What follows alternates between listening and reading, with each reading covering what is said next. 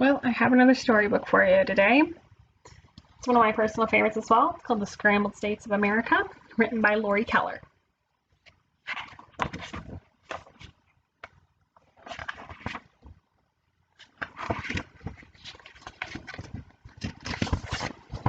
Hi there, I'm Sam. I'm assuming since you opened this book that you're in the mood to hear a story. Well, you're in luck, because I have a story for you. It's a little story about this fine country of ours. I'll bet you thought you heard them all, but not many people know this one. Let me tell it.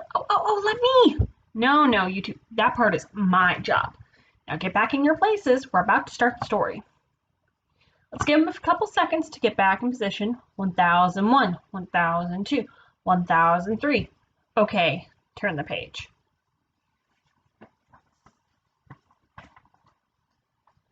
Well, it's just your basic ordinary day in the good old US of A.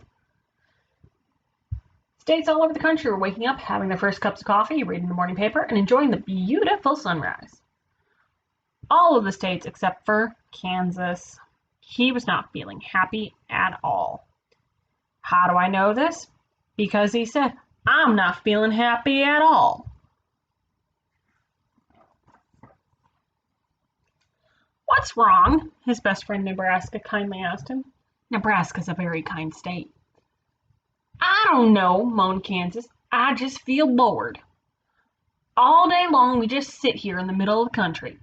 We never go anywhere, we never do anything, and we never meet any new states." Said Nebraska. "Don't get me wrong, Nebraska. You're the best friend a state could have. But don't you ever want to see more? Don't you ever want to see what else is out there?" Yes, I do," said Nebraska excitedly. "And now that you mention it, I'm sick of hearing the North Dakota and South Dakota bicker all the time." "I have a great idea," explained Kansas. "Let's have a party and invite all those other states. One of those get-to-know-you deals. Everyone can bring a favorite dish. We could have some music and dancing." "That's a great idea," shrieked Nebraska. "I wish I thought of it myself." Side note, I know people from Nebraska and Kansas don't talk like that. It's just a really simple accent, so you can hear the difference between a narrator and a talking voice. Sorry. So with a little help from their neighbors, Missouri and Iowa, those wacky little Midwestern states planned the biggest party ever. They sent out invitations, they blew up balloons, they even hired a band to play. "What type of music do you play?" "Oh yes, I love accordions."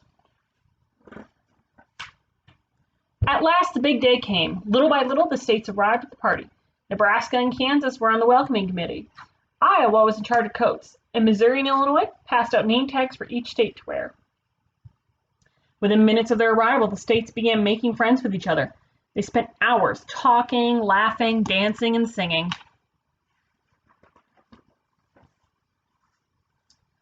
It was long into the evening when Idaho and Virginia got up on stage.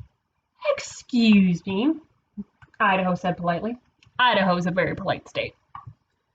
"Sorry to interrupt, but Virginia and I were just talking, and we thought it might be fun if she and I switched places. So we could see a new part of the country." "Yes," Virginia chimed in.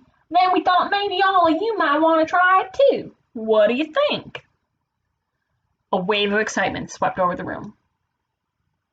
They could hardly wait. Immediately, the states made their plans to switch places.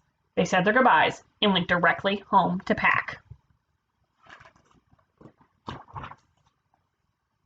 It took the better part of the next morning for the states to move to their new spots, but finally they were all settled in.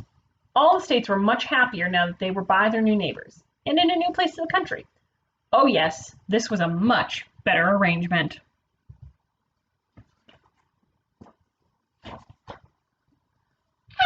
After a couple of days, however, all the excitement had died down. The states began to realize they weren't as happy as they thought. Florida, who switched spots with Minnesota, was freezing in the frosty northern climate. And Minnesota, who forgot to buy sunscreen, got an awful sunburn.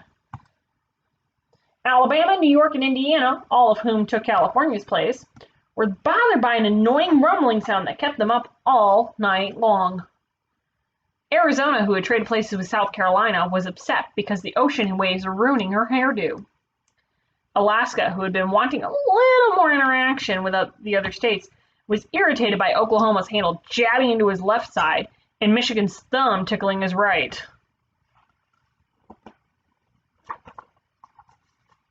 And worst of all, Kansas, who had switched places with Hawaii because he was so sick of being stuck in the middle of the country, was now stuck in the middle of nowhere, feeling lonesome and seasick.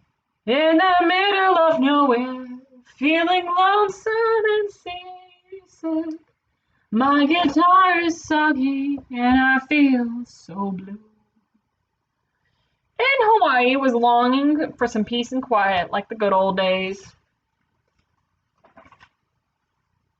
Well, there was no question in any state's mind about what to do. Everyone wanted to go home, so even faster than they made their first trip, they packed up their things and hit the road.